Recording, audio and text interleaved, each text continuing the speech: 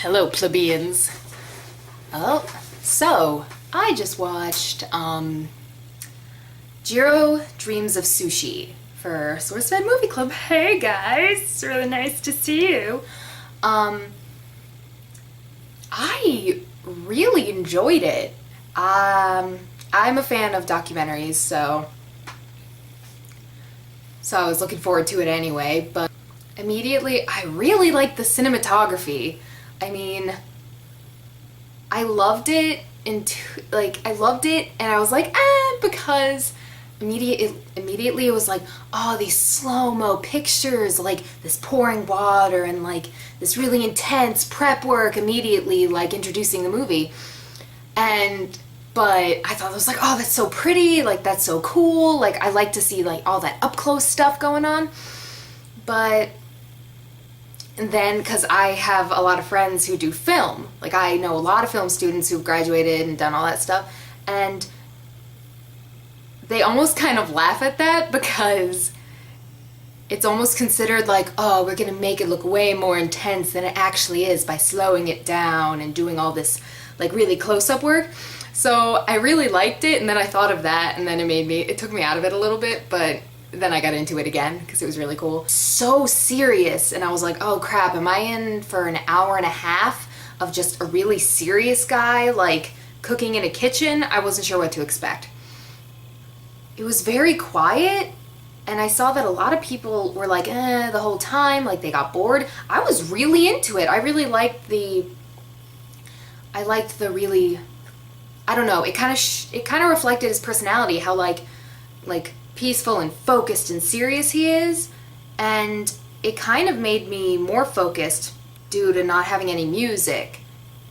Kind of like how you guys were talking about, I forget which movie, I think it was the Ryan Gosling one where he's like driver, whatever, I don't fucking know, and how there would be action sequences where there wouldn't be any music, and that was like more exciting.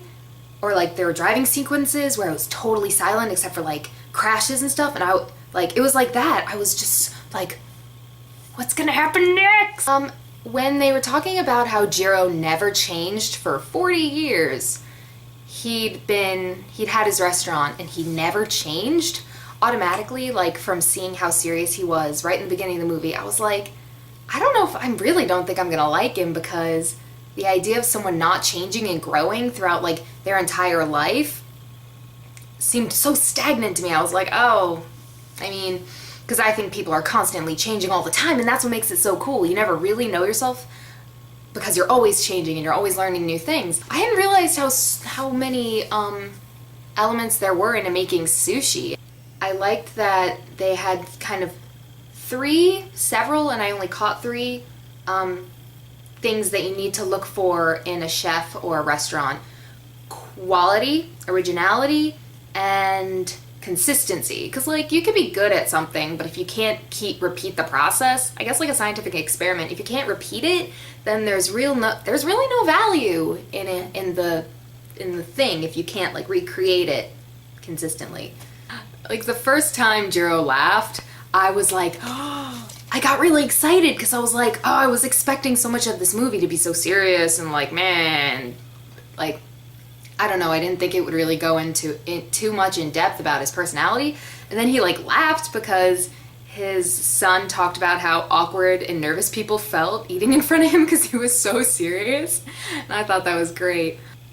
And then you find out that he ended up homeless and kicked out by his family. Like he was kicked out at 7 or 9 years old, and because his father had become an alcoholic and all this stuff. And it's sad, but I think that might be a consistency. A lot of people who are successful and really work for what they want and get it and are known for that high level of success and quality, like a lot of stuff doesn't, like, oftentimes they have hard life. They have hard home life or just family problems and stuff like that, and I think that because of those things, they know how hard they have to work to get something. And I found that to be really great about him. I find that so admirable. I found that so fascinating and so cool. I had no idea how large tuna were. Like, a tuna is freaking-enormous, huge. I had no idea. It showed him cutting a fish alive, like he like nailed into its neck, and it was still like as he was cutting it, and I was like, I could have gone without that. And then towards the end of the movie, he visits friends, which I was like, wow, he took time to visit people. And it was so cute. At this point, a lot of it's been put onto the apprentices. And then his eldest son, of his two sons, before they mentioned that Michelin, I didn't even know a tire company gave out awards. I'm like, really? That's news. But in Japan, maybe just Japan, I don't know. They gave the restaurant 3 stars, but it was never Jiro who served them or cooked for them. It was his son. And throughout the movie, they kind of allude to and make kind of a big deal about, oh, like when his father is gone or retires or passes away, that he's going to be held to a ridiculously high standard and he needs to surpass his father to even be seen as equal. And I was like, that really sucks. But then then they let the cat out of the bag almost, like so slowly behind the scenes, he's pretty much been passing off the torch to his son. And you're just like, wow, I kind of wasn't expecting it. During this whole movie, I was like, oh wow, I hope when Jiro finally retires, like his son can pick up the slack, because I guess I didn't realize until the end how much he already did.